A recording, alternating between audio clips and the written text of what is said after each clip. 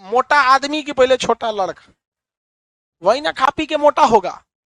तो पहले little boy, उसके बाद fat man. Little boy Tokyo को मारने जा रहा था, इसको कहा था 15 अगस्त तक अगर आप सरेंडर नहीं कर देते मार देंगे टोक्यो को। जापान ने क्या कर दिया, सरेंडर कर दिया।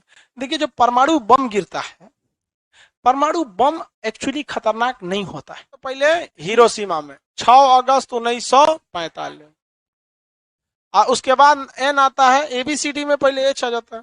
ये कौन आता है, 9 अगस्त 1945 नागासाकी में। समझ में गया। इसका वाला का नाम था लिटिल बॉय, एटम बम कह रहा है। इसका था फैट मैन। फैट मैन पहले छोटा लड़का, और छोटा लड़का उसके बाद फैट मैन। तो एबीसीडी में पहले एच। अब बताइए, पहले मोटा आदमी की पहले छोटा लड़का, वही ना खा पी के मोटा होगा। तो पहले लिटिल बॉय, उसके बाद फैट मैन, लिटिल बॉय के बाद फैट मैन। आगे बढ़े, किसी कोई दिक्कत। ये वाला था यूरेनियम का, ये वाला था पोलोनियम का। पहला वाला किसका था, यूरेनियम, दूसरा वाला पोलोनियम था। उसके बाद ये तीसरा मारने जा रहा था टोक्यो पे 15 अगस्त 1945 को, टोक्यो को मारने जा रहा था। इसको कहा था 15 अगस्त तक अगर आप सरेंडर नहीं कर देते मार देंगे टोक्यो को, नहीं तो कोएटो को मारेंगे। 2 शहर इसके टारगेट पे थे। तो जापान ने सरेंडर कब कर दिया, 15 अगस्त। इसीलिए अंग्रेजों ने भारत को आजादी देने का दिन कौन सा रखा, 15 अगस्त। सोच समझ के रखा है सरकार, 15 अगस्त को हम लोग को आजादी मिल गई, क्योंकि उनको यहाँ एक जीत मिली थी। तो ये 15 अगस्त के दिन जापान ने क्या कर दिया, सरेंडर कर दिया। देखिए जो परमाणु बम गिरता है, परमाणु बम एक्चुअली खतरनाक नहीं होता है। रियल में अगर आप देखेंगे तो परमाणु बम एक प्रकार का प्रदूषण है, एक जानलेवा प्रदूषण है। वो जहां फैलता है, जहां गिरेगा, वो बस 5 किलोमीटर के एरिया में डायरेक्ट डैमेज करेगा, इससे ज्यादा नहीं। पटना पे गिरेगा ना, तो पूरे पटना की बिल्डिंग भी नहीं गिरेगी, जिस एरिया में गिरेगा उसके सर्किल में 5 किलोमीटर के एरिया में ले जाएगा। तो जहां परमाणु बम गिरता है उसके 5 किलोमीटर के एरिया में डायरेक्ट ये ब्लास्ट करता है, क्योंकि जब ब्लास्ट होता है ना तो बहुत ज्यादा मात्रा में हीट निकलता है, गर्मी, आग लग जाती है।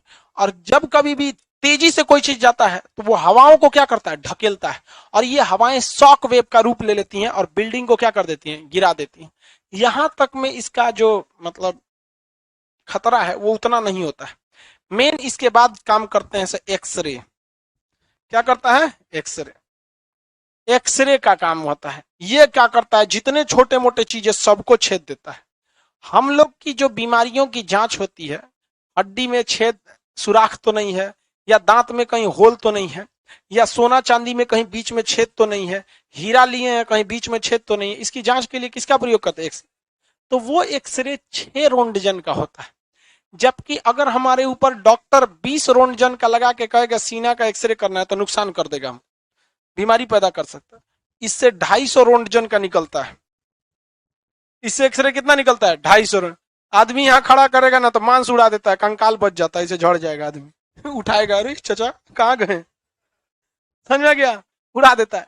इसका बाप आता है इसके बाद गामा किरण। कौन सा, गामा रे।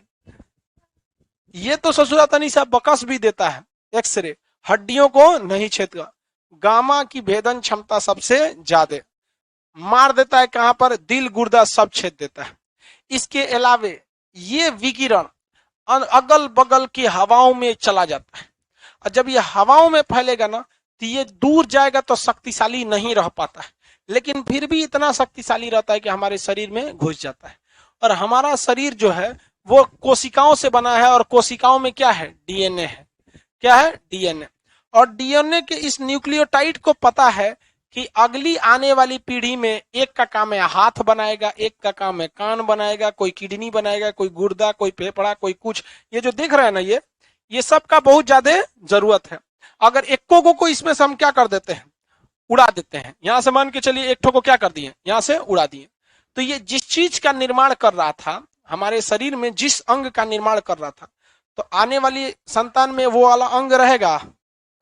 अब ये डिपेंड करता है किसका कौन वाला उड़ाया है। किसी का आंख वाला उड़ा दिया तो उसका लड़का बिना आंखें का पैदा होगा, किसी का मुड़िए वाला उड़ा दिए, सोचो बिना मुड़िए का हो जाएगा। किसी का दिल वाला उड़ा दिया, पैदा होगा दिले नहीं है। डिपेंड करता है कि किसका कौन सा उड़ाया है। तो मेन जो होता है परमाणु बम का खतरा, परमाणु बम के फटने के तीसरे दिन से चालू होता है। परमाणु बम फटा आज, खतरा कब से होगा? तीसरा दिन, क्योंकि हवा में ये प्रदूषण फैलेगा और जहां जहां फैलेगा जो इसके संपर्क में आएंगे वो क्या हो जाएंगे? मर जाएंगे। और 30-40 किलोमीटर दूर तक में जो जाएंगे उनको कोई दिक्कत नहीं, उनका क्या कर देगा? डीएनए चेंज कर देगा। अब उनका बच्चा जो होगा उनमें ये वाला एगो हिस्सा नहीं, तो बिना हाथ का होगा, और ओकरों में ये वाला नहीं रहेगा, वो बिना हाथ का रहेगा। अब मेरी, और ये जो रेडिएशन रहता है, आप कहेंगे कि खत्म कब होगा? मान के चलिए कोई भी चीज एगो एरिया होता है ना, कब खत्म हो जाता है? 3 लाख साल में। कितने साल में? तो जो नागासाकी और हिरोशिमा में, वहां आज भी लड़के कैसे पैदा होते हैं? विकलांग, अपंग, और कब तक पैदा होंगे? अभी 100 साल भी नहीं हुआ है, अभी 100 साल भी नहीं हुआ है। तो ये बहुत खतरनाक होता है ये परमाणु बम। ये मेनली परमाणु बम क्या होता है भाई? एक तरह का रेडिएशन है, और सबसे पहले ये मारता है हमारी गला को, हमारी गला को। यहाँ थायराइड जो ग्रंथि है ना, थायराइड ग्रंथि, ये सबसे तेज रेडिएशन को कहती है। कहाँ ही कुछ नया नया चीज मिल रहा है तो घोंप लेती है यहाँ पे। तो सबसे ज्यादा इफेक्टेड कौन होती है? थायराइड का। इसलिए पोटेशियम आयोडाइड की गोली दी जाती है। जब कभी भी परमाणु रिएक्टर में कहीं ब्लास्ट होता है तो वहां के लोगों को सबसे पहले क्या दे दिया जाता है? पोटेशियम आयोडाइड की गोली। अगर आप पोटेशियम आयोडाइड की गोली खा लेंगे तो रेडिएशन से बचने का खतरा बहुत, मतलब बहुत हद तक रेडिएशन से क्या कर सकते हैं? बच सकते हैं।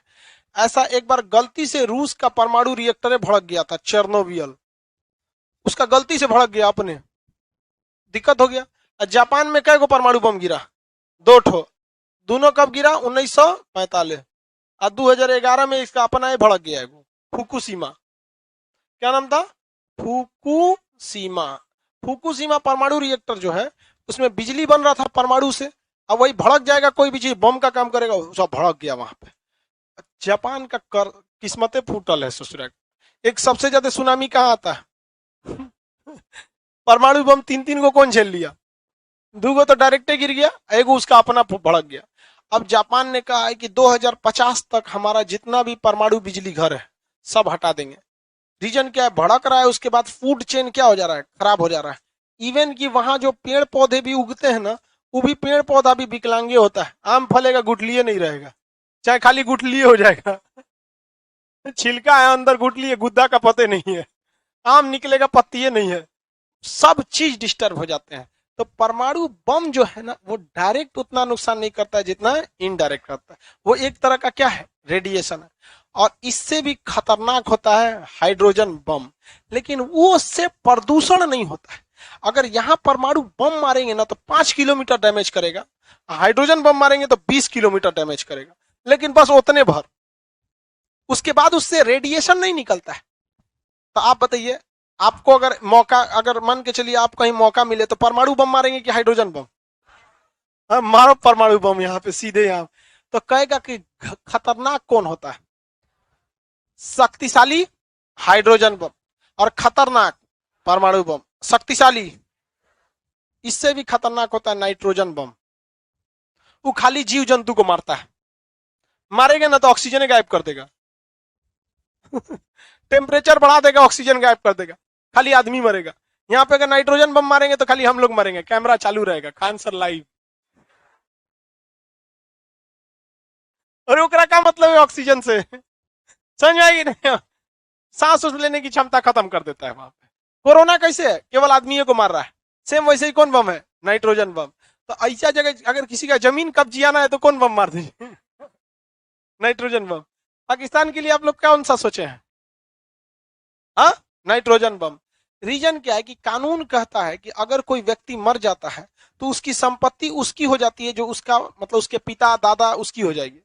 तो परमाणु अगर नाइट्रोजन बम मार देते हैं पाकिस्तान में, कोई बचेगा नहीं। तो जमीन किसका होगा? बाप का, उसके।